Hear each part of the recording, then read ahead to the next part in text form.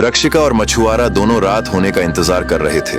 रात होते ही अचानक जमीन फट गई और उसमें से हंसता हुआ एक विशालकाय जिन्न बाहर निकला और आगे बढ़ने लगा। चुपके से रक्षिका और मछुआरा भी उसके पीछे पीछे चल दिए। वह जिन्न एक पहाड़ की गुफा के द्वार पर पहुंचा। गुफा का द्वार एक बड़े पत्थर से बंद था। जिन्न ने उस पत्थर को हटाया और गुफा के अंदर चला गया। थोड़ी ही देर बाद उसी गुफा से खूनी झरना फूट पड़ा। अब रक्षिका और मछुआरे को उस गुफा के अंदर जाना था। रक्षिका ने अपनी अंगूठी निकाली और काल रुद्र से कहा, इसमें आ जाओ। काल रुद्र तुरंत उस अंगूठी में समा गया। इसके बाद रक्षिका ने मछुआरे का हाथ पकड़ा और दोनों झरने के गुफा में छलांग लगा दिए। अगले ही पल वे सभी एक रहस्यमयी सरोवर में जा निकले। यह सरोवर गंधारों के देश में था। वहाँ से निकलकर वे एक पहाड़ी पर बनी एक कुटिया के द्वार पर पहुँचे। मछुआरे ने आवाज लगाई, कोई है? वह कुटिया एक जादूगरनी की थी। थोड़ी देर बाद कुटिया के अंदर से एक इंसानी बकरी बाहर निकली और बोली, चलो मुसाफिरों, मेरी स्वामिनी ने तुम्हें अंदर बुलाया है। जब वे सभी चौखट के उस पार पहुँचे तो उस इंसानी बकरी ने कहा, इस घर का एक नियम है, इसमें किसी भी जानवर को अंदर नहीं ले जाया जा सकता, इसलिए अपनी अंगूठी मुझे यहीं दे दो। रक्षिका ने अपनी अंगूठी उसे दे दी। इसके बाद वे सभी कुटिया के अंदर पहुंचे। वहाँ एक बूढ़ी जादूगरनी बैठी हुई थी। रक्षिका ने उसे प्रणाम किया और कहा, हम बहुत दूर से आए हैं, हमारी मदद करो।